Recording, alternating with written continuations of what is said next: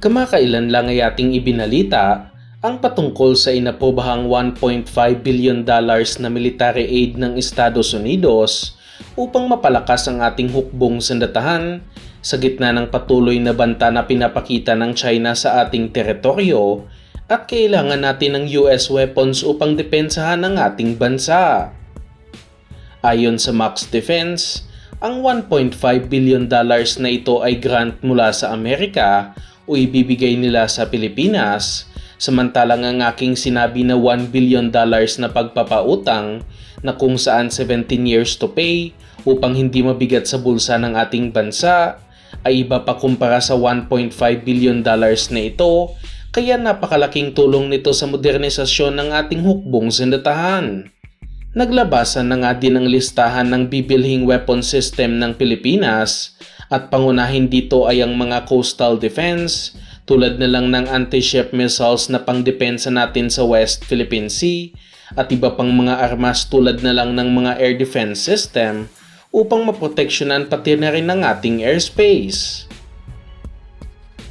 At sa bagong balita na ating nakalap, mukhang hindi lang ang $1.5 billion na ito ang grant sa atin ng Amerika matapos ibinalitang naaprubahan na ng US Congress ang nasa $2.5 billion na military aid para sa Philippine military o katumbas ng nasa lagpas 140 billion pesos at ang military aid na ito ay grant at hindi pagpapautang, kaya napakagandang balita nito sa AFP Modernization Program.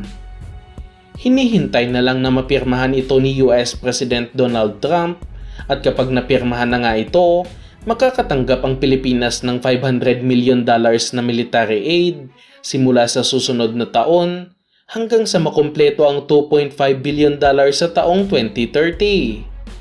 Marami na tayong napag-usapan na potensyal na kukunin ng Pilipinas gamit ang tulong pinansyal na ito ng Amerika at ayon mismo sa Max Defense, ang prioridad talaga sa ngayon ay ang mabili ang M142 HIMARS, pati na rin ang cybersecurity ng bansa dahil ito ang magiging panangga ng Pilipinas sa kung sino mang magtatangkang umatake sa ating teritoryo at paniguradong tatamaan sila ng missiles ng HIMARS. Matindi ang accuracy ng mga HIMARS launcher at napakalayo din ang range nito na umaabot sa 300 kilometers. Kaya malaking parte ng West Philippine Sea ang mababantayan nito at madali din itong malipat-lipat ng pwesto dahil sa kasya ito sa C-130 Hercules aircraft na pangunahing transport aircraft ng Philippine Air Force. At dahil sa panahon na rin ngayon na kung saan uso na ang paggamit ng mga drones sa gyera, ay mukhang pinaghahandaan na rin ito ng ating hukbong sandatahan matapos sinabi ng Max Defense na isa ang Marine Air Defense Integrated System o MADIS Air Defense sa potensyal na kukunin ng Pilipinas mula sa Amerika. Dinala na rin ito at tinestfire ng US forces sa ating bansa at magandang pang short-range air defense ang mga MADIS dahil sinasabing epektibo ito laban sa mga drones, helicopters, at iba pang mga low-flying objects at madali lang din ito ilipat-lipat ng pwesto dahil na rin sa hindi rin kalakihan ng weapon system. Kaya nitong makadetect ng maliliit na targets, hindi gaya sa ibang air defense system at mayroon itong electronic warfare na kung saan kayang i-jam ang mga drones at pabagsakin ito ng hindi gumagamit ng armas o missiles. Armado din ang mga MADIS ng 30mm autocannon sa taas na kung saan mayroong range ng nasa 3 kilometers at gumagamit ito ng mga airburst munitions upang mas matamaan talaga ang target na drone lalo na't mayroon lamang itong 300 rounds na bala. At kapag masyadong mabilis at medyo malayo ang target, mayroon din itong nasa 2 hanggang 4 na Stinger missiles na kung saan may range naman na umaabot sa 6 kilometers at napatunayan na rin sa totoong gyera ang mga missiles na ito na kung saan marami na itong napabagsak na mga aerial targets.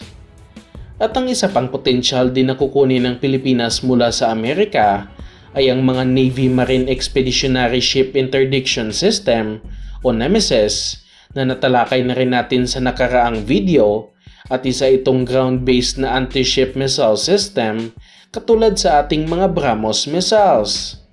Makikita talaga kung gaano kakailangan ng Pilipinas ang mga armas na panlaban sa mga warships upang depensahan ang ating teritoryo, kaya kahit na mayroon na tayong BrahMos at prioridad din ang mga HIMARS, gusto pa ng ating bansa na bilhin ang mga Nemesis na kung saan armado ng 2 naval strike anti-ship missiles na may range na umaabot sa 300 kilometers. Ang mas kinagandahan talaga nito kumpara sa BrahMos missile ay di hamak na mas maliit ang Nemesis, kaya madali lang itong malipat-lipat sa iba't ibang mga isla sa Pilipinas at kasya din ito sa transport aircraft ng Philippine Air Force na mas magpapadali ng pag-transfer nito. At kung inyong iniisip ang patungkol naman sa F-16 Vipers mula sa Amerika, ay medyo malabo talaga na kunin ito ng ating bansa dahil kapag ginamit nila ang military aid para sa mga American fighter jets, wala nang matitira sa iba pang mga importanteng proyekto at hindi rin kasya ang military aid upang mabili ang mga F-16 aircraft. Sa ngayon, umaasa tayong mapipirmahan ito ni US President Donald Trump dahil ang pirma na lang ng presidente ang hinihintay upang magkatotoo na ang lahat ng ito.